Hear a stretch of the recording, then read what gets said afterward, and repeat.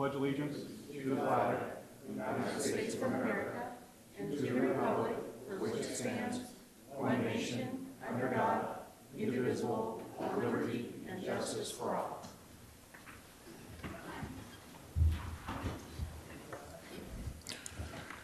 Good evening, everybody. Welcome to the January 6th Fishers Town Council meeting. Happy New Year to everyone. We do have some announcements tonight. David, do you have an announcement for us, please? Yeah, the response from the Fishers Department of Public Works and Fleet Management during the recent severe weather is greatly appreciated. Both agencies deserve a big thank you for getting the town of Fishers neighborhood streets and thoroughfares cleared. The amount of snow combined with dangerously low temperatures proved to be no match for DPW and Fleet Management. And thank you. And I just read that, but I really wanted to thank everybody. I thank everybody up here.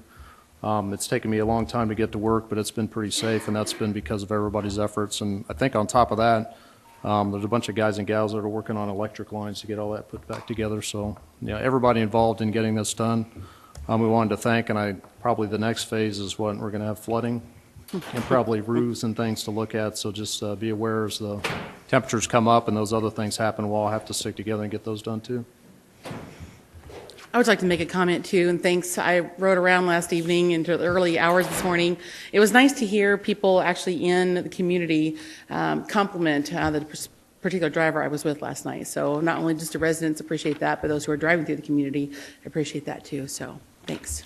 Yeah, certainly not only thank Department of Public Works, but police and fire for all the work, having shelters opened up, and just a great collective effort on our team's part. Certainly a special shout out to our town manager for 20 hours of plowing that he did. It's nice to see someone that works not only on the town, but in the town, and so my compliments to you as well. So, Pete? John, I just want to add too that I've ridden along with the snowplow drivers. I think most of us have done that. That's quite an experience. I think we should reach out to Marion County and City of Indianapolis. I went down to the Pacers game last night. It took me about an hour and a half just to get down to the field house. It was like driving on the log road. In fact, there's actually those conversations are happening. We're talking to folks in Marion County to see if we can't. Just send us some pictures of our roads. That's right. But thanks to Public Works for that. Great job, Eric, and your team. We actually, and there to do credit, Tom Dickey, we actually had him out in a plow at one point as well. And if anyone's mailbox is down, it was Tom. So there's a street light. There's a street light down at 116th Street, just past the fire station on the left. It had Tom's little sign out there that said Tom Dickey was here. Again, thank you all, everyone, for a great job. Pete, do you have an announcement? I do, John. Fishers Ice Festival. Join the town of Fishers on Saturday, January 11th from 5 to 9 p.m. for the first ever Fishers Ice Festival. Blocks of ice will be transformed into beautiful ice sculptures around the Nickel Plate District Amphitheater. Visitors can watch the artists work and enjoy heated tents with activities for both adults and children. Come out and enjoy another great program from the Fishers Parks and Recreation Department. I believe that's right behind us, correct? Amphitheater. Thank you, Pete. Moving on to presentations, we have election of town council officers. First office is the office president. Do I have a motion? I'll make a motion to nominate John Weingart for president of town council. Second. Motion by Pete, second by Renee. All those in favor, please say aye. Aye. Those opposed, nay. Nay. Next item of business, election of officers, election of vice president. Do I have a motion? I nominate Pete Peterson. Second.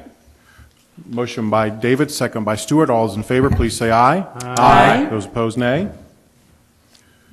Moving on to our next presentation, Fishers Hero Award. John, actually, the next two items, the Fishers Hero Award and the Employee Service Awards, we're postponing to the next council meeting. Okay. Very good. Moving on, do I have a motion to approve the consent agenda? John, I would move to approve the consent agenda, which consists of item A, request to approve previous meeting memorandum for December 16, 2013 executive session, December 16, 2013 work and regular session, December 27, 2013. It says regular session. I think it was a special session. It was a special session. And item B, request to approve 2014 news media designation. A second, and I will be abstaining from all items in item I'm abstaining from the 16th. I have a motion by Mike and a second by Stuart. All those in favor, please say aye. Aye. Opposed, nay. Ayes have it. Thank you very. Abstaining from the cleanup meeting minutes. Yes, thank you. Moving on to ordinance and resolutions. Item 6, request R010614, request to approve a resolution authorizing the execution of an economic development agreement between the Town of Fishers and Office Works Services, LLC.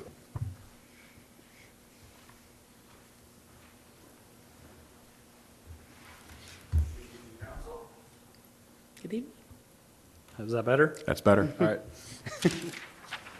I'm never the first one up here. So. Okay. I'm excited to be up here tonight to bring two projects, actually. The first one being Office Works LLC that we've been working with for the last several months. In fact, we first met with Office Works back in July, so it's been a long time coming to get to this point, but through different parts of the process.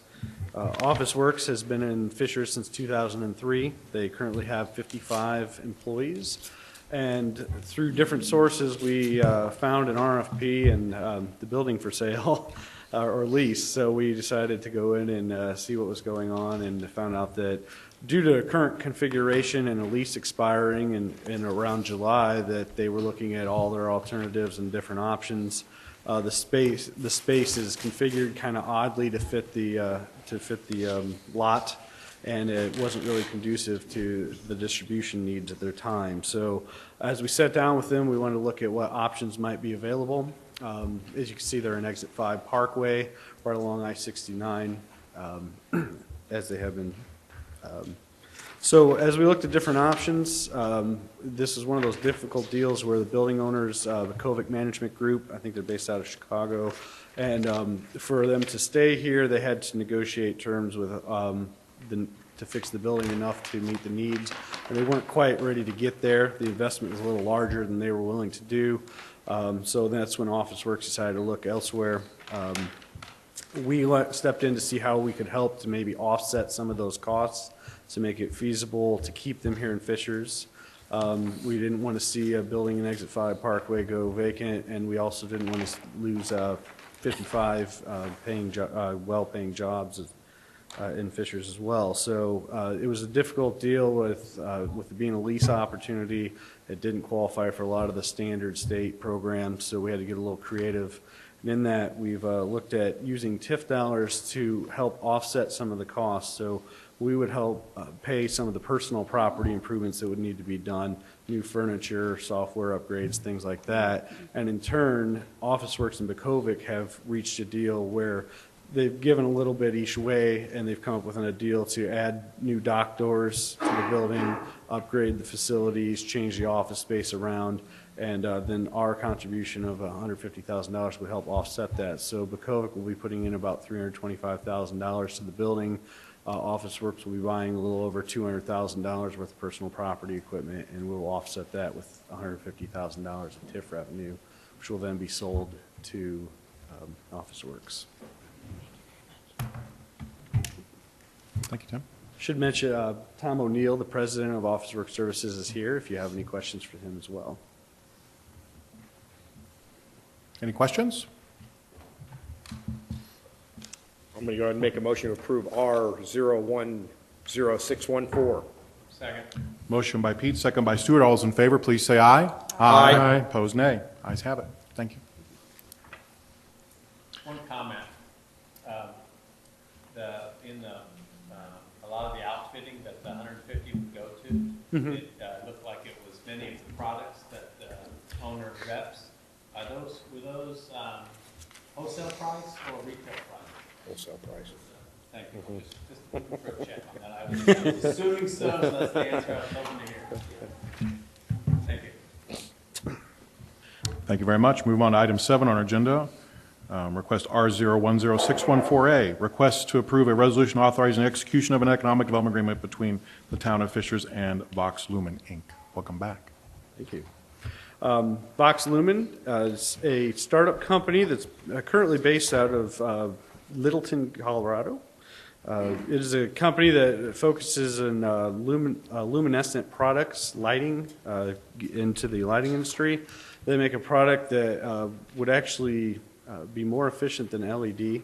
I won't do a great job explaining it. It's a new technology, and actually Steve Ramos, the CEO of the company, is here if you have additional questions. I know you've had presentations in previous executive sessions as well. But it's a new form of lighting technology that can be implemented into paint, and it's basically in a printing process that can coat and light up with very low voltage. So it's a really neat technology. The project, from the minute that it first came into the door to where we're at now, has grown significantly. There's a lot of applications for this technology. They're currently working with an existing company that's looking to move here and partner with Vox Lumen as well. This would create 168 full-time jobs over the next 5 years. About half of those would come from the existing business that would be moving here, and then the other half would be new hires over the next 5 years, with approximately 85 by May 15th, 2014, 45 additional by May 15th, 2016, and the full 168 by May of 2018. This would involve about $11,775 million in personal property investment over the next 5 years as well, mostly in production equipment. The town of Fishers, they're looking at the former Diamond Foods building, which has been vacant just under a year in Exit 5 Parkway. So this would fill about 117,000 square feet. There's an option for the additional 60,000 square feet on the facility as well. And the town is looking at supporting their efforts to get an industrial revenue bond with the state cap, not to exceed the state cap limit of $10 million. We would do this through two series of economic development revenue bonds. One would be backed for approximately $800,000 by personal property TIF revenue. Are there any questions? Questions for Tim? I do have a couple, Tim. Could you just restate again how many jobs would currently move or with the companies, and then actually are there any retention jobs? Sure. Technically, the CEO and the CFO are here in the community right now. They're not. The company's not based here, so they're not technically retention, but they are community residents. Then about half of the 168, so about 84 of the jobs would be moving up from the current facility, and then the other 84 would be new hires over the next 5 years. And the average salary of those jobs? Average salary is $24.32. It'll be about an $8.5 million payroll when it's fully capacity. That's an While we average. utilize some unique technology at a certain level. It's a very high-tech printing shop. Yes. So I don't, the salaries are probably more in line with that, with the printing industry than you might be thinking of high-tech technology type. Yeah, it's essentially an add-on to the printing process. So 24 is more the ongoing acquisition, and the other technology may have a higher end salary, if you Correct. will. Good. Very good. I think one of the key structures of it is while you have to have tied with a municipality or a government entity to secure the revenue bonds, we're tying ourselves to $800,000 of the debt service on the principal of $800,000, but it's backed up by personal property taxes, personal business property. Correct. taxes. Yeah. And if those aren't sufficient, which is their model to be, but if they don't, then the business owner has to make up the shortfall. Yeah, in short, the way we modeled this, the taxes generated from this new business should cover the costs of the investment that the town is making. So from a cash flow perspective, it's neutral to the taxpayers here in Fishers. Right. Yeah, I think it's important. It's a unique. I applaud the staff for the creative use of. We're important in the leverage because without the town of Fishers, then the access to the overall bonds is not achievable. So it's a nice three-way between the developer, the business owner, the town of Fishers, and the state. Yeah. Because there's always a ramp up when you're buying equipment. They're not going to buy $10 million worth of equipment day one. It's going to take a couple of years. So you have to fill that gap. That's why we put in the minimum taxpayer guarantee. Perhaps we can reach out to our lobbyists and maybe use this as a model that we can present to the legislature as to how creative we can get with the business personal property tax and what impact that would have on this kind of business in our community should that tax go away. Yeah, we're still managing to get deals done even with that tax, so absolutely. Back to the use, I know that this is called a startup, and the company, I think, is a startup, but wouldn't it be correct? And I think in the briefing, it was really, they're taking patents and technologies and processes that are already there, and they're, I think, putting it together into something that'll be new. It may be a in an bit of a existing misnomer, I think, for residents to view this as a venture startup in the sense that they are bringing a well-established company into this that already has a company and applying new technologies that have a tremendous potential. But there is a well-established company out there that's being a part of this. Yeah, the research and development aspect of this is currently in Littleton, Colorado. So we're talking about the headquarters, the production, and the engineering of it, and then hopefully down the road we can bring the R&D here as well. Again, bringing entrepreneurs who live here in Fishers, working out here in Fishers. Exactly. Motion to adopt resolution R010614A. Second. Motion by Stewart, second by Pete. All's in favor, please say aye. Aye. Opposed, nay. Ayes have it. Thank you. Thank you, Tim. Moving on to item 8, request to adopt a resolution approving the purchase of 4 properties located in downtown Fishers. Tom, as you come up, maybe you could identify that maybe because of the packet, it's the purchase of 3 properties and council direction on the 4th? Yes.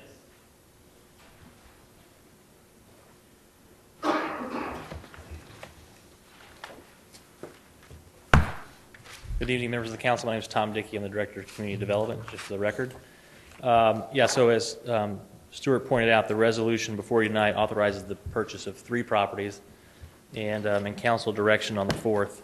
And let me just identify the project that this relates to at the beginning. One of the key components of our downtown redevelopment efforts are to improve traffic in the downtown, provide additional parking, and then in so doing those 2 things, create really great opportunity for redevelopment of the real estate surrounding the new roads.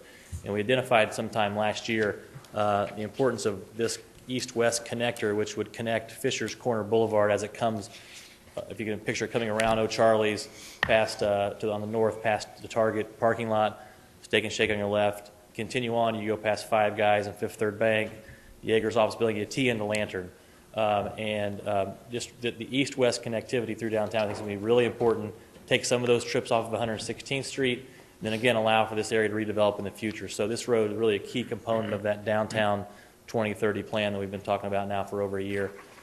So earlier, or in 2013, the council authorized staff to go ahead and begin discussions with these 4 owners, which we have been doing for almost 6 months now, letting them know that it was coming and then getting the requisite appraisals accomplished and then negotiating with them.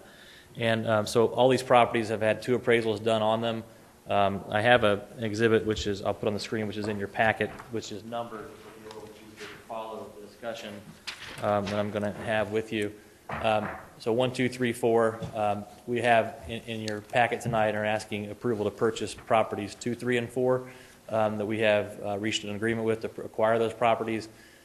Generally, each of those properties is being acquired for somewhere in the range of about 140% of appraised value to a max of 150% appraised value, and which is typically more than we would pay in right-of-way acquisitions. But I think we've recognized that if we discussed this in the past, we're actually displacing people who live there in one case, and then businesses in the other. So it's a little bit different in acquiring the whole property. And so we really used the 150. We negotiated for a long time at lower numbers, but really after spending a lot of time with the owners, talking about having them walk through their relocation cost and things like that, felt like that's a good, a really reasonable number, and we recommend that you would approve that tonight. And so those are the 3 agreements that are in your packet. The timing of those agreements, we would close on them, subject to getting just through the whole closing process and the claims process in the middle of February. They then can stay there rent-free through May 1. which was just a way to get the owners some cash so they can begin to make the transfer of their business, and then be ready to start construction in that May timeframe. With respect to property number 1, we continue to negotiate there. That is a lawnmower shop, as you may know, and the gentleman who runs the shop lives there. The most difficult part of this process is actually he's trying to find replacement property, and he's been diligently trying to find it. But as you can imagine, there's probably not a lot like that in Fishers where you can live and run a lawnmower shop and be in compliance with our zoning code. So that's been a difficult process. We're mainly working with a brother who lives in California. I just received an email from him today. He received what we said was our final offer last week, and I believe we're headed in the right direction with respect to that. He's mainly focusing the discussion now on whether a piece of replacement property could be used for a lawnmower shop. So we're having that discussion. So what the resolution asks with respect to that one is if we are not able to reach resolution, that we would begin the condemnation proceedings. We can certainly come back and update you at the next council meeting if you desire to approach it that way as well, but we're looking for some direction there. But the engineering of the project, and Jeff could speak to this if you care to know, is progressing, and the beauty of this road is that there are no utilities to relocate, and so once that number 1 piece of property is acquired, that road construction can really begin and really open up that east-west area through there. So with that, I would request approval of the resolution and be glad to answer any questions. With respect to parcel number 1, have we provided any guidance or assistance on trying to find a replacement parcel? Absolutely, yeah. Okay. We've retained 2 different brokers to help us search and email parcels back and forth to the owner. Okay. We've received from the owner, hey, here's a parcel. What do you think? Would it work? Do you know the owner? Do you know what we always tell them what the zoning is? So we've been very good. I'd say from our perspective, we've been very helpful in trying to help them find a spot. On parcel number 4, it looks to be about double what 1, 2, and 3. Talk a little bit about that property. What on the south end? Yeah. What's going to happen with that, if anything? Yeah, good question. So that is Wolf Insurance, and if you can picture that, the building is on the south parcel, and it is actually exactly double. It's 2 lots. Just a piece of history. This area was platted by Salathiel Fisher, and you guys probably know that. So we're looking at a plat from the 1870s.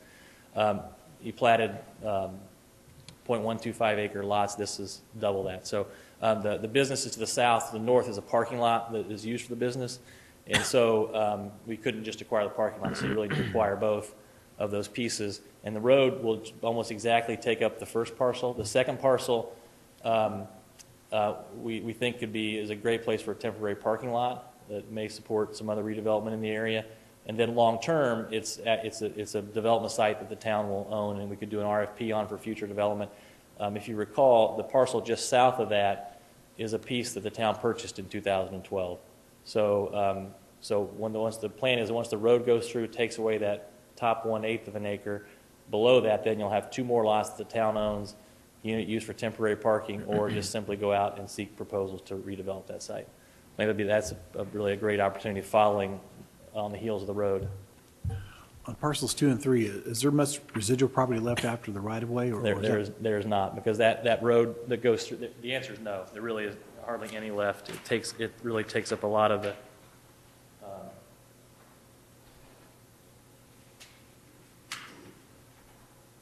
yeah, so you can see that's a pretty healthy road section going through there with parallel or with angled parking on both sides, and then the north side will have a sidewalk with the construction. The south side will not, because it wouldn't fit actually in there. Okay, thank you. Any questions for Tom? I move to approve resolutions R010614B. Motion by Mike, second by Pete. All's in favor, please say aye. Aye. Opposed, nay. Ayes have it. I guess, Thank Tom, you. just a comment on that is to move in a very deliberative on the number 1 parcel, the eminent domain, because sometimes in the past we've gotten enamored that negotiations are so close, and so we put eminent domain on hold, and the negotiations drag out or cease and never consummate, and then you've just lost 2, 3, 6 months on the place. So it's a good motivator too for conversations that might be going on in parallel, but Right. don't let ongoing negotiations slow down the deliberative effort on the legal process. Yeah, and I've heard that direction from Scott and others, so I think we're on the same page there. We've Thank had you. that conversation before. Just, Yeah. it's just trying, just to Yeah. serve as a reminder. Yeah, Yep. thank you. Thank you, Tom. And John, if we could on item 9, if we could move the agenda around and go from 9 and then go to 13 in that order. Sure, 'cause they're both similar, Since aren't they? they bundle up personnel manual, employee type, or healthcare issues, we can bring those, do them in sequence. And I think those are the two. Yes, that's Yeah. correct. Scott Fadness, Town Manager. 2 items here tonight. The concepts were generated over the last few months in recognition of the fact that the changing nature of what our mainly public safety and public works folks are faced with on a daily basis in terms of line of duty injuries and the risks that they see on a daily basis and how we deal with them when and if they are injured in the line of duty. I want to take 2 different courses here. The first option tonight, or the first topic, is really an amendment to our personnel manual, and it's how we deal with workers' compensation. So to walk you through a scenario today, for lack of a better terminology, let's say a public works employee is out on the street working on something and gets hit by a car, and he has a broken leg and is not able to work. The way that we handle that today is that individual would be sent home, obviously, and would be at home healing. And during that period of time, which could be several months, or could be several weeks, that individual receives 66 2/3% of their salary. At the same time, what we ask them to do is cut a check back to the town of Fishers for all of their deductions. So whether it's their health insurance, whether it's their child support, any number of things that they have deducted from their paycheck, they then have to write a check back to the town of Fishers. What we're proposing here is a different system, which we feel is simpler, and in reality, we feel it treats the employee better in a pretty critical time of need that they have, which is if that individual, if that public works employee or firefighter or police officer was injured in the line of duty, that while they are healing, they would continue to be on our payroll at 100% of their salary. The deductions that they were experiencing before they were injured would continue to occur. Versus cutting their pay to 66 2/3 and then having them cut a check back. Now, what would happen is the workers' comp insurance that we have, when they got that check, that 66 2/3, we would require them to sign that check over to the town, and the town would be reimbursed for the 66 2/3 of their salary. So in reality, what we're asking here from a financial perspective is that the town of Fishers keep our employees whole during the time that they're healing from a clear line of duty injury. I can quantify that over the last 3 years. That averages about 9 employees a year and approximately $16,000 is what we've seen on average. And what we're doing here is really trying to simplify the process and take care of our people when they've been injured. We did put some things in this policy, if you see, to mitigate the risk to the taxpayers. We are clearly looking for those true line of duty injuries. So if somebody's horsing around and gets hurt, or there's something clearly not in the scope of what they would be expected to do in the line of duty, they would not receive this benefit. They would go on the 66 2/3 if indeed they qualified for workman's comp. So this is an amendment to the personnel manual. If you were to adopt it tonight, we would implement it, and going forward, we'd set up the procedures to ensure that our people are taken care of. Any Scott, questions? maybe just a question. You mentioned maybe the 3 areas that are most at risk, or most obviously at risk, but the police, fire, Yes. public works. But it would apply to all town employees Absolutely, injured on yeah. the job. Absolutely, yes. The formula for the workers' comp is by state law, not an insurance policy. The insurance policy simply just complies with the state law. Correct. And so, I mean, it's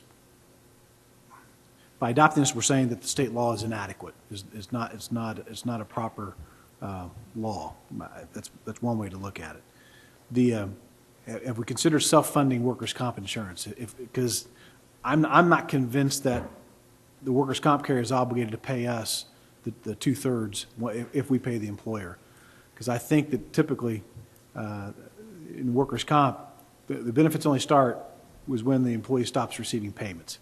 And so if they have no obligation to pay, so I'm not convinced that the workers' comps can be reimbursing us two-thirds of the cost. That is certainly something that we can look at. I do know that self-funding, we have looked at that over the last couple of years, and we are reaching the point, at least from our consultant's perspective, that it makes sense to self-fund. Yeah, because that's in essence what we're doing by adopting Absolutely. this. Yeah. And so I guess, but at the same time, we're also paying the premium for the workers' comp coverage. And Right. so, so to a certain extent, this is a double whammy in terms of we're paying the premium plus we're self-funding partially. And so, Well, we can certainly look into that and ensure that we're not double dipping Yeah. in terms of paying that premium and also keeping these folks on our payroll. yeah, because I guess what I heard Scott say is, we don't want to have someone in the state say, we're not paying the 66 because you passed an ordinance making them whole, and therefore we're not paying them at all. If that's their ruling, then we just want to do away with the premium and self-insure. Right, correct.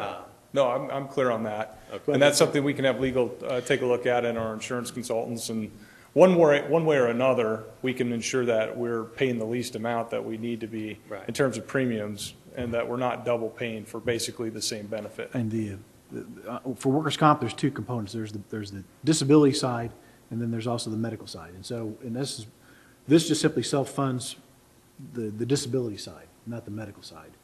And so, I'm sure they can compute that into their Yeah. premium calculation.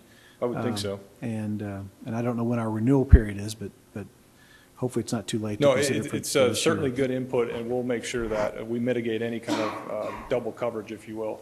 And it's a timely conversation, because like I said, at least the last year, if not the last 2 years, our consultants have come very close to recommending that we go to self-funding workman's comp, just because of the numbers that we're seeing.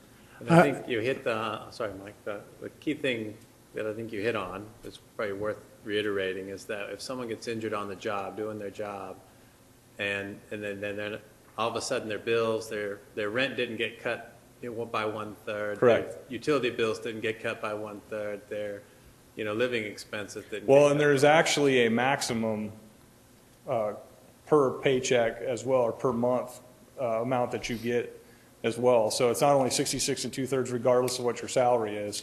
There's a maximum to that as well. So it kind of gets in both ways. Under workers' comp, there's two different types of disability. There's temporary disability, and then there's permanent disability. Long-term disability. Whereas if the doctor certifies this employee cannot come back and do Correct. this job for the rest of his life. And so I guess by agreeing to this, are we committing to, is this simply funding temporary 52 disability? weeks. So at 52 weeks, that ends and long-term disability kicks in. And have we, in terms of coordinating benefits, at some point in time, if an employee is permanently disabled, they receive a benefit amount from the workers' comp carrier for X number of dollars. Right. Now, every case can be different. It can be triggered, based on the severity of the injuries and what a doctor says in terms of recovery. A doctor could say he or she is never coming back within 2 weeks of the injury, or a month, or 6 months. And so if we have a determination saying this employee is permanently disabled, is never going to return to work, and that's within the 52-week period, Yeah. I guess my question becomes we're not coordinating our benefits very well in that sense. We're committing the 52 weeks, but yet Right.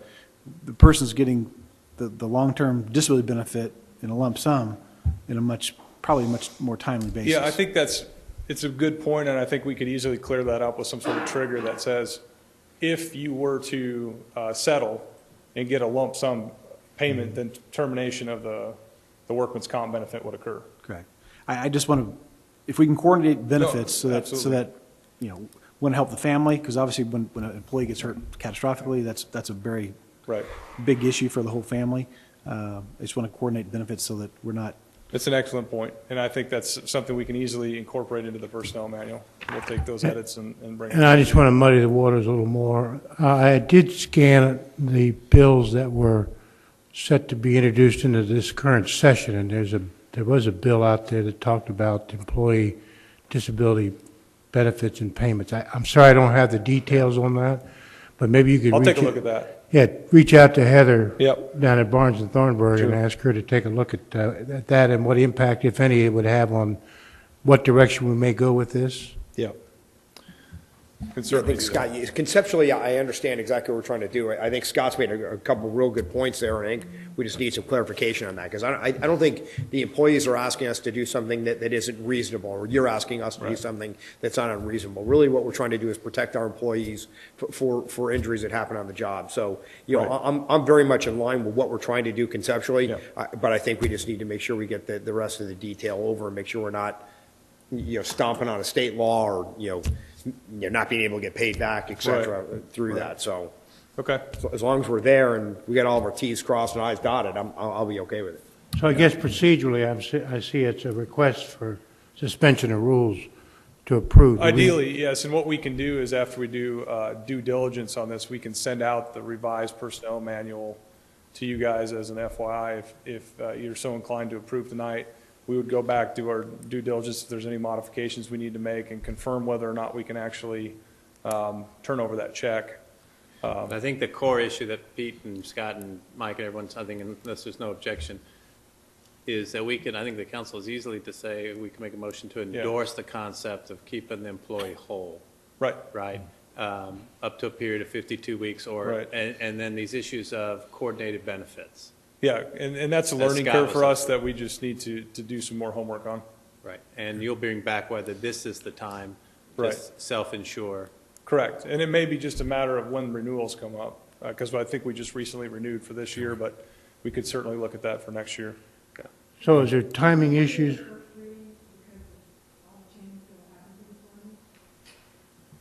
That's kind of the question I have. I mean, timing wise, can we do first reading and, you know, what? We can make it retroactive to the. Ideally, I mean, it would be, obviously, if we have anybody injured between now and when we are able to get the due diligence done, if we could just ensure that conceptually we're okay with 100%. Yeah. I would appreciate that. Okay, thank you. So we've had So first reading. I motion to have first reading. Thank you, Mike. We have Right. a first reading. The next item, if we're skipping ahead to item 13, dovetails into this conversation, and Scott used a word that I'll use again, and that is, in the case that we have a catastrophic injury, so we take an employee who, let's say a police officer who's shot and can no longer function at any level and can gain any kind of gainful work, there are things in place with our public employees retirement fund, and there's things in state law that say that we are responsible for that particular individual's health care for the life of that individual. What it does not contemplate in any of the benefits is a scenario where Officer X is out on the street, gets shot, injured to the point where they can no longer get any sort of gainful employment. If they have a spouse and children that are on our health insurance plan today, what would happen under our current plan is that individual would no doubt pension off, so he would get his full pension, which doesn't contemplate health insurance costs for the family and the dependents. We would take care of the officer's health costs, but the family would not have any sort of health benefits. And so the only thing we would be able to offer that family is our COBRA, which right now is roughly for a family about $20,000. And the PERF for someone who is hurt in the line of duty and pensions off for a first-class officer is going to be somewhere in the $45,000 range to $50,000 range. So we would be saying, thank you for your service, and then telling them you're going to have to go find health insurance elsewhere. What we would propose, and I think it's important to, if you look at the section where we talk about catastrophic injury and the definition of catastrophic, I think it's important to understand what we're talking about here. Catastrophic injury means a grievous or serious injury or impairment of a nature that is sufficient to permanently preclude the injured employee from performing any gainful work. So that doesn't mean just not, I can't be a police officer. It means I cannot gain any kind of gainful employment, and that would be certified by a medical doctor that says this individual is not capable of securing gainful work. So what we really try to do here is mitigate the liability to the taxpayer, but also ensure that when there is a catastrophic injury to one of our folks in the front lines, that we're not trying to figure out or scramble on how to take care of not only themselves, but their loved ones. Now, obviously, if they were to somehow get gainful employment, if their spouse were to get gainful employment that provided insurance, if their kids reach an age where they're no longer qualified under the plan, all of those triggers happen and our liability comes off. But until that time, this would allow for health insurance to be provided to those folks at no cost for the duration of their dependency. I guess if the employee had survived and was able to Right. work, they would have a copay, or they would have out of every paycheck, an amount would come out. And so,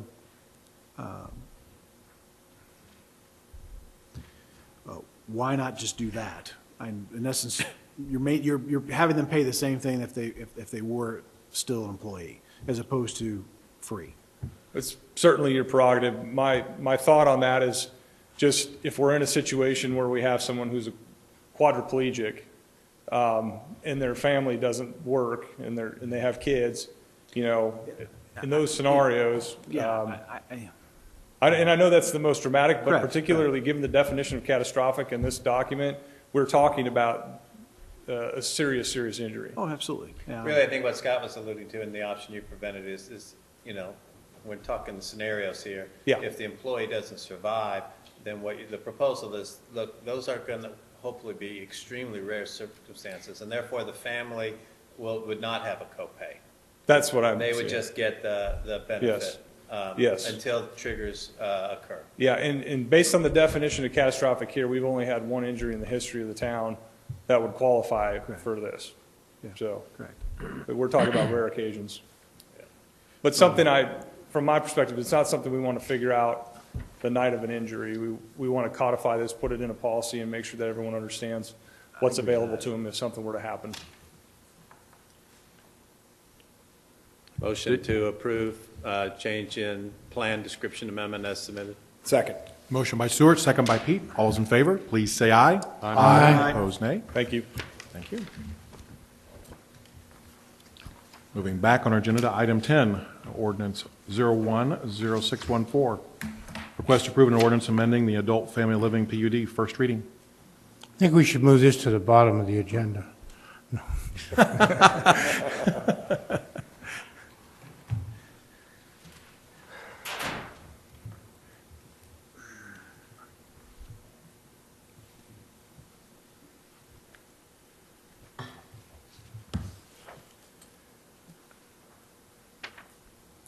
Good evening. I'm Adam Zaklakowski, a planner 2 with the Community Development Department. This case before you is the Adult Family Living PUD text amendment. The petitioner is John Kloss, and he's being represented by Stephen Harden of Fager Baker Daniels. The request is to approve an ordinance amending this PUD. It's just the first reading tonight. As you can see, this property is located west of Brook School Road on 116th Street. The property is about a little bit less than 2 acres in size. Dr. Kloss would like to construct a couple of single-story office buildings on the property. It's currently single-family residential. There is an older home on the property. And one of these 2 buildings would house his dental practice. The original intent of the PUD was to have a 4-unit senior living use. Of course, that project is no longer moving forward. This would take its place, and the project would be renamed to the Simply Dental PUD. Just to breeze over some of the details here, the original PUD, the zoning was PUD-R. It carried a residential designation, and it amended the R3 zoning district standards. Now it's going to carry a PUD-C, commercial standards and amend the C1 zoning district provisions.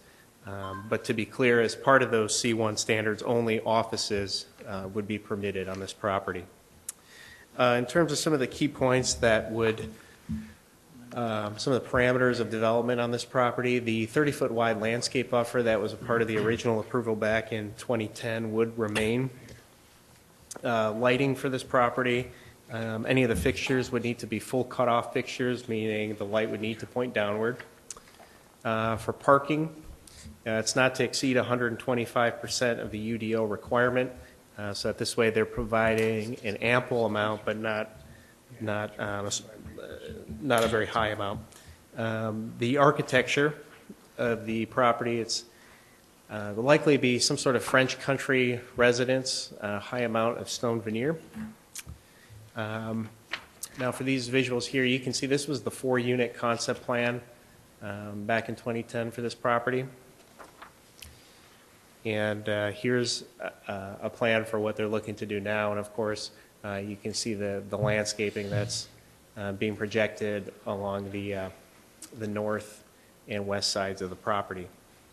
With that, if you have any questions or comments, I can try to answer the questions, and Steve Harden is here as well. Thank you. Is that in the 116th Street PUD area? Oh, not PUD area, but the TIF? TIF area? Yes, I believe so. I think it goes We can up just- to Kroger, right? Yeah. I'm almost certain. If not, We we'll, can verify. yeah. Thank you. Is there a median south of the entry? No? So it'd be left turn in and, Yes, Mr. Coble, I believe there is a median there at this time. And certainly we'll be looking at that as part of the TAC process. well, yeah, I appreciate it, it's a tack, but I'd like to take a look at it a little beforehand, because I don't want that question to come down later on and not. Mike, if you look at number 2, it has an aerial there. And it looks like there is an opening. I think there's an opening there. Yeah, my understanding, Every day. my understanding when we talked about this last, and Steve, correct me if I'm wrong, there was not a request for an additional cut of any sort onto 100. So there'd be no modifications to 116th Street, Mike, or any requests for median cuts, Other than what they already have. other than what they already have, correct? I understand that, I just wanted to be mindful of, we're putting a couple of businesses out there as opposed to a senior center. And we'll see that probably in second reading, and maybe that's a question the Plan Commission will have as far as traffic generation and what that impact it'll have on that area. I just don't want to get another question about a stoplight or something out there on that entryway. Understand. Other questions for Adam?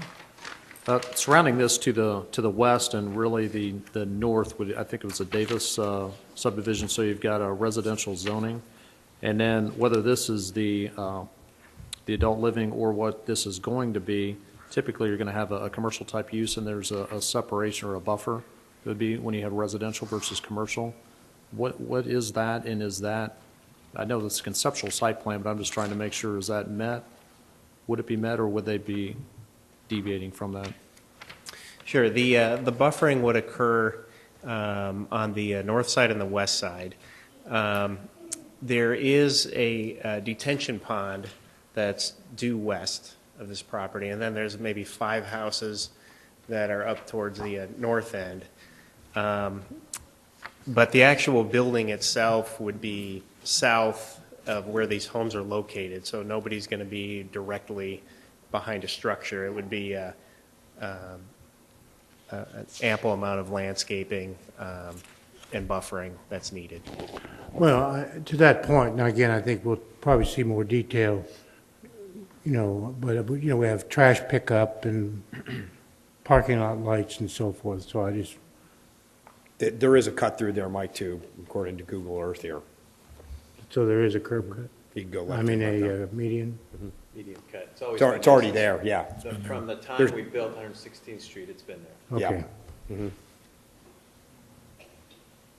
We're done first reading. First reading, thank you. Move on to item 11, ordinance 010614A, request to approve an ordinance amending the Southeast Fishers PUD, Mill Ridge Farms. First reading.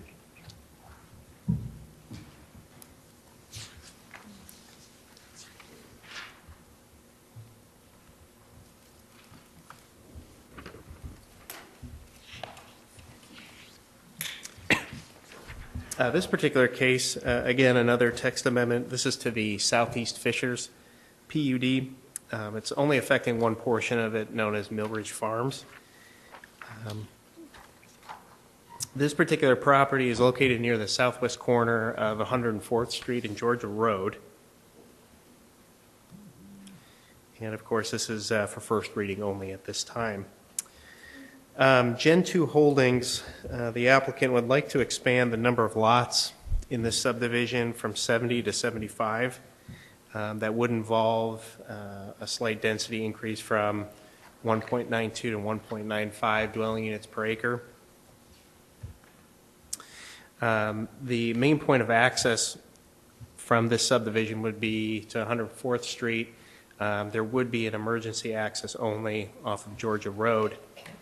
Now, in terms of how they're gaining the additional density, they are looking to decrease some of the open space. At the end of the day, the amount of open space that would still be in this subdivision would be 27%, and the UDO requires between 25 and 30% for these types of subdivisions, called coved subdivisions based on the design. The home builder on this property would be John McKenzie Homes. It's supposed to be similar to Bridgewater Commons in Carmel and the Willows in Zionsville. And typically we see a 10-foot building separation. This is an example of the original concept from 2007. There was a loop road with an exit to the traffic circle to the south, which is actually part of a subdivision that's being secondary platted right now called Belmont Place. What the revised concept does is, again, it removes that main access point to the traffic circle, turns it into an emergency access only off of Georgia, and does add 5 additional lots. So by emergency access, we got a couple of them in the town. You find that they have 2 ballards and a chain across them most of the time. If an emergency vehicle comes, it could go right through it without any, significant issue, or it can be unhooked relatively quickly. Is that what you're referring to here? Yes. Okay. Yes, it is. This here shows a sample of the type of architecture that we may see in this neighborhood. And this particular layout is taken from the Willows in Zionsville. We wanted to show this to you so you can get an idea of the footprint of the homes. With that, if you have any questions, I'd be more than happy to try to answer. The picture is shown there. Sorry. Sure. No, I have a couple of questions. On your staff report under open space, you referenced it in your presentation. You talked about the UDO requiring 25 to 30% open space, and that they're asking for an increase in the number of units, thereby impacting the open space. They would still have 27% open space, but it doesn't indicate what they currently have under the current PUD. You give me a range of what the UDO requires. What did they have? And so what are we going down to from? So if that could be, sure. If you have that answer now, but I'd also like to see it added to the staff report. Sure. Mr. Colby, unfortunately, I don't have that number at this time. We can certainly get that to you at second reading. It had to do with the way the calculation was based, whether or not it included a detention basin that was up at the northwest corner of the property or not. And then the other question I have, was there anything in the original PUD that specified a certain number of side load garages versus front load garage, and by reducing or increasing the density, is it impacting on that? And if so, how much, and is that in line with what the PUD originally intended? Sure. Mr. Colby, I'm not familiar with that particular provision in this PUD. We can certainly look at that in some detail and provide you an answer on second reading. Adam, so this is a proposed active adult community? Yes, Mr. Follis, that's correct. Are there any restrictions, the covenants saying that only people 55 or older can live there, or anything like that? Or is it the intent to be active adult, or is it actually a federally defined active adult community? Or do you Mr. know? Vallis, I'm not 100% certain. I believe it would be a formal active adult. Yeah, if you, per the well, federal either standard. that or you can answer them second reading. To me, it doesn't make any difference. I'm just trying to get a feel, because if it's active adult, they're not adding kids to the school system. The number of bedrooms that are in each. I think it's marketing, Scott. It's not legislative. And so it's a lot easier decision if it's truly an active adult community, as opposed to, it's kind of active adult, but it could also be a kid-friendly community as well. Sure. Thank you. For For the record. it's more assessed value, because if it's Sure. active adult, there's Absolutely. assessed value, and that's a good thing. Absolutely. Thank you. For the record, my name is Steve Harden, the attorney representing the petitioner. And this petition is really driven by John McKenzie and the Homes by McKenzie, which hopefully, if you've heard about them, probably one of the most premier, if not the premier, empty nester developer builder here in central Indiana. So we're real excited for them to be able to want to come to this, to the town of Fishers and do this project. So all the changes, the small changes we're seeing are really driven by them. This is they are an empty nester builder, and the existing standards in the section B2, or area B2 for the Southeast Fishers PUD sets out what those empty nester standards are. This isn't necessarily, and I don't believe it's going to be age restricted, which was what the question I think you asked, Scott, but there are, this isn't up on the screen. So there are specific standards for each of the different areas that we have that are empty nester areas in the Southeast Fishers PUD, and none of those are being changed. They easily meet all of these different standards for the empty nester project. Okay. So you saw in the packet of materials, what their estimated, home prices are expected to be. They're real excited about it. They think the market's going to support that here. So the other question I think I heard Mike ask about the open space, the PUD ordinance specifically provides that area B, which is area B1, B2, and B3, have a combined 37 acres of open space. And with this small change, it still meets that 37 acres for the total. So the 27% that we were just talking about was really just, if you drill down, just look at this section B, area B3, which doesn't have its own separate amount of open space that's required in the PUD ordinance. It's collectively with all B3, but we're still well within the required amount of open space. And this may be too much detail at the first reading, but when you put up your B1 slide, the bottom slide talked about it, they're all being single story.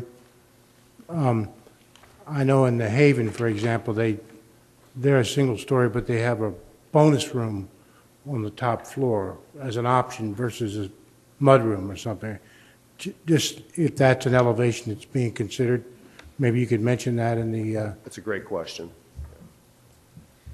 Maybe to build on that, Steve, at Plan Commission's second reading, the picture that was shown, that parcel had certain terrain features that allowed for walkouts, so while they may be ranches at the street level, they're, 2 stories full on the backside, and so therefore allowed for them to have, they look like,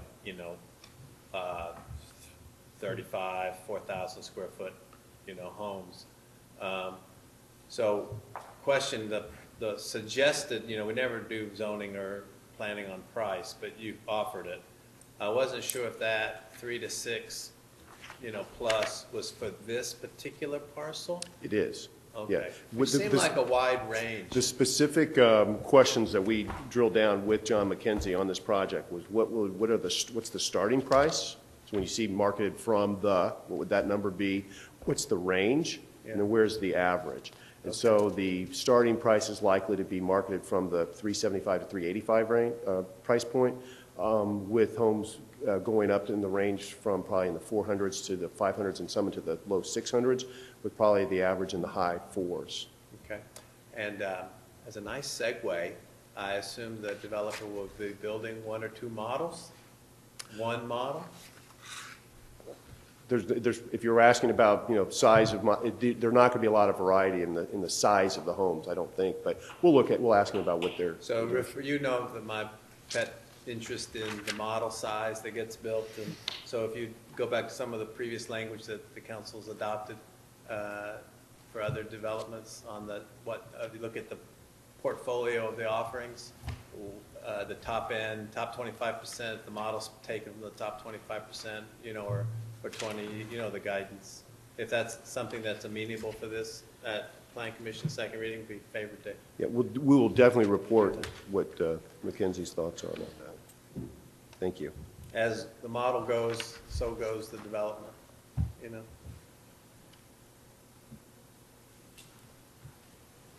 Other questions? The motion of first reading? So moved. Thank you. Thank you very much. First reading, thank you. Thank you, Steve. Moving on to item 12, request to approve a grant to Launch Fishers LLC to partner with the Indiana Small Business Development Corporation to develop an entrepreneurial mentorship program. For the record, Scott Vadnais, Town Manager. For those of you that are not aware, Launch Fishers is just wrapped up its first year of operation. Launch Fishers is a 13,000 square foot co-location space, which is really meant to build an environment for entrepreneurs to create new companies, generate new wealth, create new jobs. We've had a tremendous amount of success by any definition. We have 265 members, at least well over 100 individual businesses that operate out of there. Our first member ever of Launch Fishers graduated with quite a bit of fanfare, Santiago from Blue Bridge Digital. He's still here in Fishers. I believe he has 13 or 14 employees now, and well on his way to several more, and was actually with the governor in a joint jobs announcement recently that Town Council President Weingart attended. We are continuing to push forward with Launch Fishers and the entrepreneurial concept here in Fishers. We think it's an important concept. I think it's an identifier for our community. We continue to see good economic development come out of it. And one of the concepts that's been forged in a relationship, first of its kind, for the state of Indiana, along with the town of Fishers and Launch Fishers, is this idea of an entrepreneurial mentorship program. With this entrepreneurial mentorship program, what they intend to do is really start a network of well-experienced entrepreneurs to help out those individuals throughout the state of Indiana, bring high-potential, high-growth businesses to fruition. A lot of times with these companies, as we hear from John Wexler's and others, really what they need is access to capital. They need access to experience in regard to growing these businesses. Why this is important to the town of Fishers and why I think it warrants a grant of $50,000 really comes down to exposure of our community to high-potential, high-growth businesses throughout the state of Indiana. By partnering with the Small Business Development Corporation with the state, what the state will do is vet companies throughout the state of Indiana who they feel are high-potential, high-growth, and if they qualify, they will be given an opportunity to come down to Launch Fishers, to a boot camp, go here for a day, maybe a couple days, learn about entrepreneurialism, work with a lot of the entrepreneurial mentors that are going to be within this program, and really provide a unique opportunity for us to almost have a welcome mat saying, please come to Fishers, learn about what we're doing here, be part of an entrepreneurial city. We really think that's a unique opportunity that's been presented to us. The $100,000 will come from the state of Indiana in a grant from the Small Business Development Corporation. That will pay for the majority of the mentoring that will occur. The $50,000 that would come from the town would help with the administrative fees, administrative costs, the personnel that would be required to man this, and any events that we would have here at Launch. The first year we would be scheduled to have at least 6 entrepreneurial boot camps where you would envision well upwards of 100 companies with a lot of potential throughout the state of Indiana coming here for a workshop to learn more about entrepreneurialism and get tied into Launch Fishers and Launch Indiana. So who Scott, puts on the programming? Who would do the programming? Sure. That's a combination. Some of that would come from the entrepreneurs themselves that are mentors. Also, they have a unique relationship with TechPoint, if you're familiar with that, which is an association of companies that are much in the realm of high potential, high growth. They would be helping to put this on. We actually had 2 boot camps at Launch Fishers this year with a tremendous amount of success. We had well over 100 people show up at each one of those, and TechPoint put that on. So we'd be partnering with them. So I think it's a good idea and, great partnership with the state and leveraging the launch. If you and John could look at some, and maybe report back at the next council meeting or when as quickly as appropriate, what would be, 3 to 5 metrics that we would be able to measure and track through the year, Yes. maybe a quarterly report to know the is it what's success look like for this program from our point of view? Yeah. And then, so what are we going to be tracking to understand whether or not it's achieving the goals for that investment, both combined us and the state? And I what think Launch that's is investing? a very appropriate request. Two things to that. One, the state of Indiana has several metrics that they will be measuring in terms of output of mentorship and things like that. So we'll have ample data on everything they do. Every activity needs to be documented through the Small Business Development Corporation. To your point, specifically to Fishers, I think what we can do is identify the number of events that will occur here, the type of opportunities that are provided to members of Launch that are working out of Launch Fishers, and things of that nature. The exposure that it provides to the town is what's really important to the taxpayers here, and I think we'll easily be able to quantify that and bring that back to you on a quarterly basis. Any questions for Scott? Make a motion to approve the grant to Launch Fishers LLC in partnership with the Indiana Small Business Development. Second. Motion by Pete, second by Stuart. All those in favor, please say aye. Aye. Opposed, nay. Ayes have it. Moving to item 14, request to approve 2014 town-sponsored special events. Good evening, Council. I'm Nathan George, Deputy Town Manager. The town officials have been providing assistance to special events in the community for years, probably even decades. In August of 2006, the administrative policy formalized all the events and how special events are handled, and through the years, different changes have been made administratively and by the Council. In 2012, Town Manager and Town Council desire to set forth a standard in how the resources are used, and that was adopted, or approved, I should say, rather, by the Town Council on the April 2nd, 2012 work session. Basically sets forth the town-supported special events and what is supported by the town, whether it be police, fire, or EMS, or public works. EMS, not fire. At any rate, staff wanted to bring this forward. Town Manager asked that we bring this forward on an annual basis to review this, and ask the council provide input or approve as directed, as desired. So with this, I've given you the 2012, exactly what we had in 2012, for your review and discussion and approval, hopefully.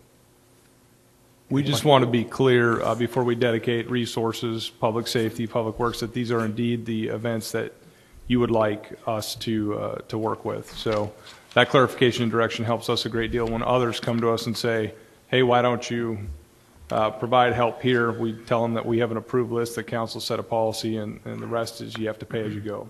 Maybe for the, if this exhibit could be of the ITM, just may not be clear to everybody what ITM stands for. Right. Understood. This is actually an internal document. We use it as an Exhibit B in our special events policy, but definitely we can add that. Absolutely. No, absolutely. So who's the go-to person on coordination for this? It's actually a committee. We have a special event committee that has designations or designees from several different departments, and they review every special event permit that comes in and decide what amount of resources, if any, are required. And then based on the policy that you set, if it's an event that we provide services for, then we provide the appropriate level. If it's not an event we provide services for, then we would tell them, you need to have X number of police officers, or you need these many barricades, and here's how much the cost would be, and here's where you go to get the resources. I think one thing would be too, that, we've often, for many of these events, maybe not all of them explicitly, we've done a good job of tracking and reporting back, so that not only the sponsor of the event, but the council, and we know the level of, sometimes our investment in these events, is the dominant contributor on an in-kind basis in some cases. Absolutely, and I think we have numbers from 2012, Nathan. I do. But we will continue to do a better job of tracking each one of these events where we commit resources, so that you guys are fully aware what your policy decisions, what the implications are. So, for example, the blast on the bridge, I think, Pete, you and I talked about this last year. There was a tremendous problem with the crowd and parking and getting to and from. And we had talked about the possibility of working with the schools, perhaps getting use or access to their parking lots, and maybe getting some school buses. So would this committee be the place Yes. that would take? Yep. So could you take that to the committee? Absolutely. And ask them to look at Yeah. that? And Nathan can certainly facilitate. He sits on that special event group, and any suggestions you guys have on any of those events, please feel free to contact me or Nathan, and we'll carry that on to the group. free-for-all in the neighborhood. Yeah. Yeah. Just a quick question I have here, Nathan, for you. Summer concert series where it shows, no EMS, of course, they're sitting right next to the firehouse. And Right. then we get the public works, it's paid for by the town. And then there's a checkbox here for police, it's paid for by the event. Can someone tell me who's paying for that? Because I thought that was our. The town's summer paying concert for that. The town pays Okay. for that, so. So maybe we ought to red that one out instead of blue it out since we're paying for it. Well, we can do that. I mean, Right. it's kind of misleading here, I think, if you look at it, right? Renaissance Fair, I think the Renaissance Fair up at Saxony is paying for police, right? That's my only point, Right. is it? Right. I know well, I'm being nitpicky on you, Right. Nathan. No, that's fine. Absolutely. I appreciate both comments. It just simply puts forth that the organizer pays for it. So in this case, it'd be the town officials, but I can clarify that. And just to let you know, all these costs are all budgeted. They're all part of the annual budgets and have been at least since 2000. Well, they've been previously, but formalized since 2012. Well, I guess So- from my standpoint, Ken, I guess for me, to make it a little bit more clear in terms of the way it's noted here, is you're saying paid for by the event, but if the town's paying for it, put it in red so we know the town's paying for it. Right. No problem. We can change that. And again, I'm just being nitpicky, but when you No, look it's at no it problem. graphically, it almost appears that someone else is paying for police overtime or Right. EMS overtime.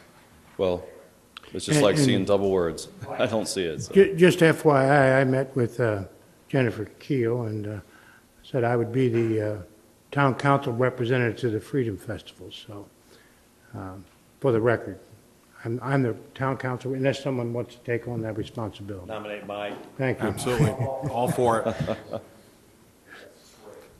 Outstanding. Maybe I should have explained this. The whole reason behind special events is to help support communities, to help support community events, and also help build a dynamic economic development and community development in all those different areas. So town supports these events as much as we can, and these are specifically the ones that the town supports the most, besides just the attrition, not the attrition, but the internal processing and development, because there's a lot of time involved in this. Approved list is submitted with the Second. edits that Pete made. Going on there at the amphitheater, the continuing events is going on there, with Ice Festival and Halloween. Moved and seconded.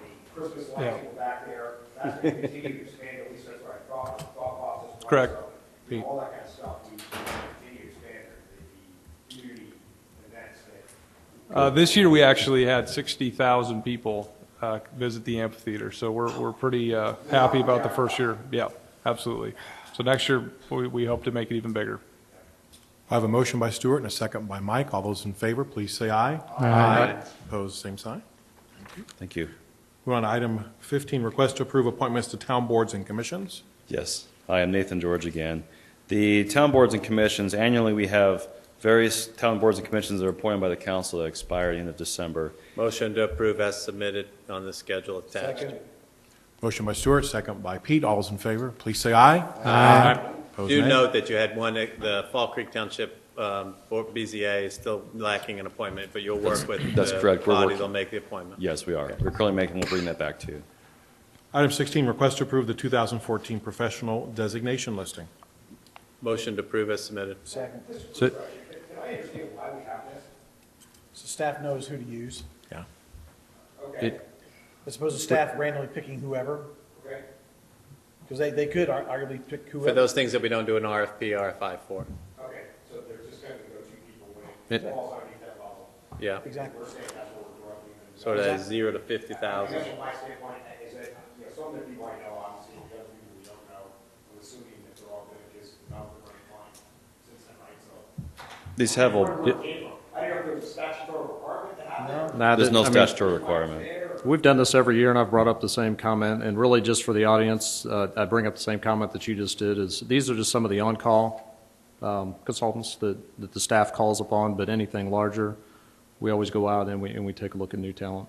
Right, and what I guess I noted is that when we went to go look at using Umball this year, it seemed to be a little bit of a problem because they weren't on the list, although Umball seemed to be the reasonable person to go to, right? So Depends on the project. When they go off a list, they gotta bring it back to us, is that the general idea? Everything has to go through procurement manual policies anyway, the procedures. So this is This is Yeah, just but historical. Pete's question is simple. If they're not on the list and you go to them and you're within the threshold that allows you to go off the list, do you bring it back to us or you just go off the list? Just depending on the threshold, if it's under 50,000, technically you can go through the manager. Of course, he can bring anything to council, but. What's your understanding? Because you're the guy that can go ask. If you've got to go do, traffic study, right? And let's say our good friend Mr. Fairmont isn't the right guy to do this traffic study. Why would he have no idea? Not saying anything against Steve. Yeah. That means that you would come back to us and ask us, or would you make an arbitrary decision? Typically, For $30,000. Typically, if we need a specialized person, I would just make that call. We typically use the professional designation list more as a guide than a hard and fast rule. The practicality of coming back to you guys every time we do something that may not be within the confines of this list is probably not a reality. So we use it as guidance. 90% of the time do we use these folks? Yes.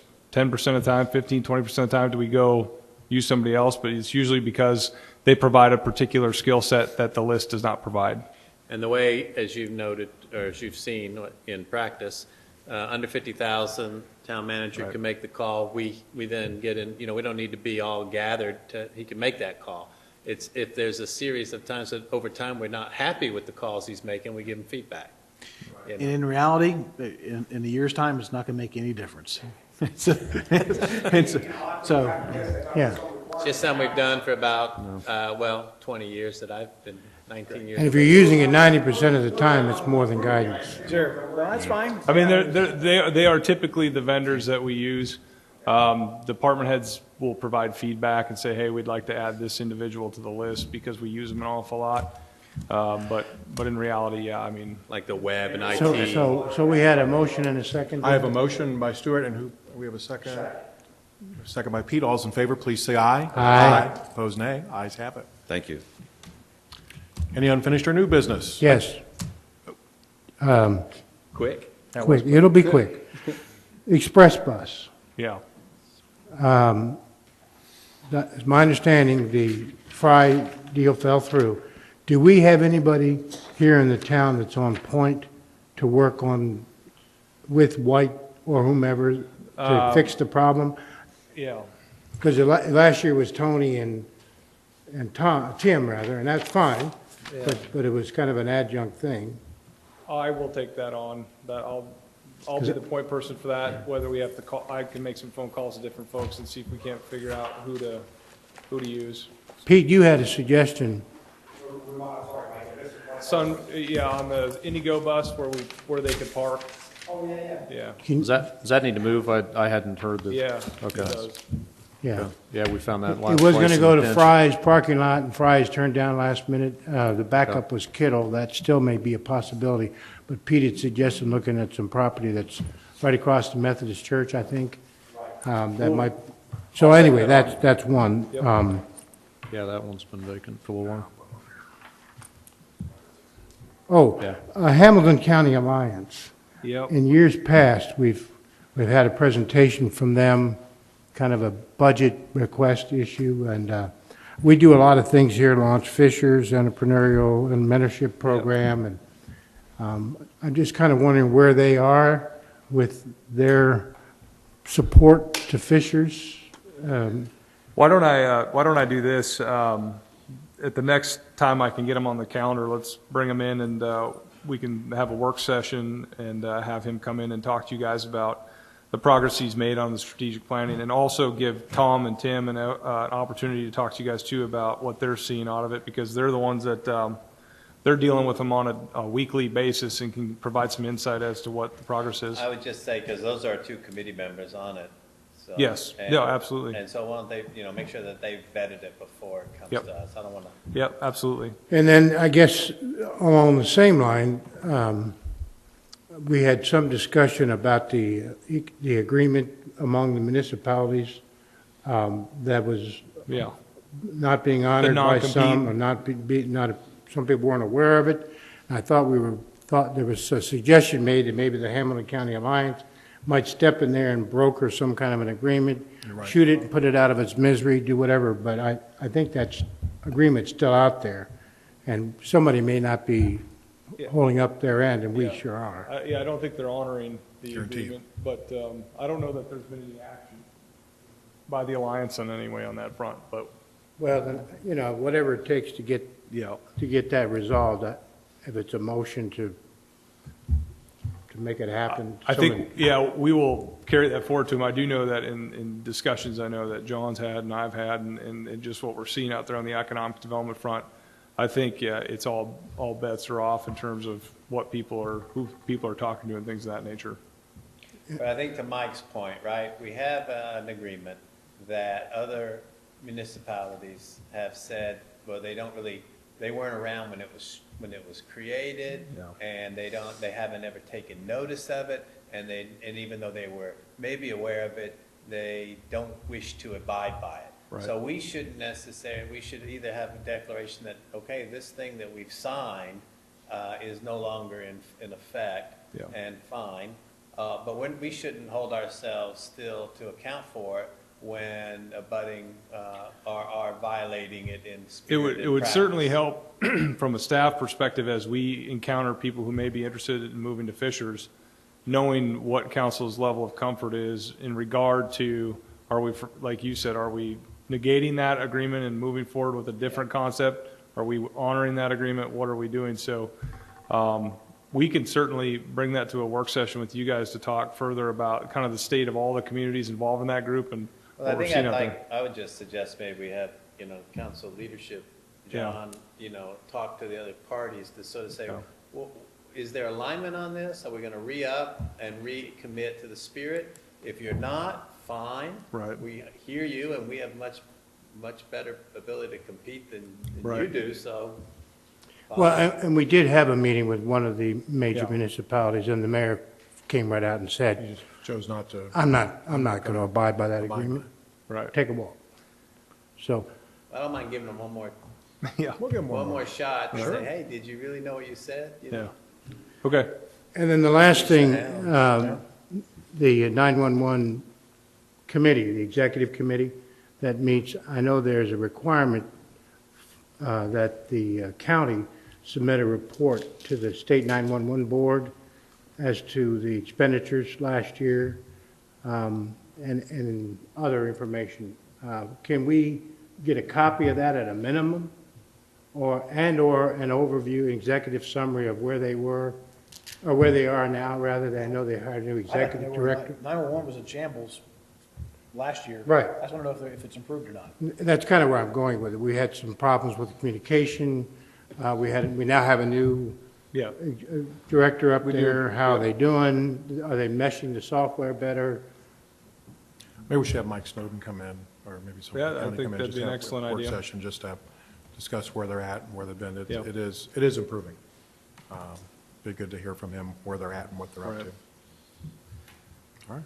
Only other items, John, that I had, just know that I believe Eric Moeller is stepping off the redevelopment commission, so we'll have a vacancy on the redevelopment commission we'll need to fill. So if you folks want to start thinking about names for that was not in the appointments tonight in terms of filling that position.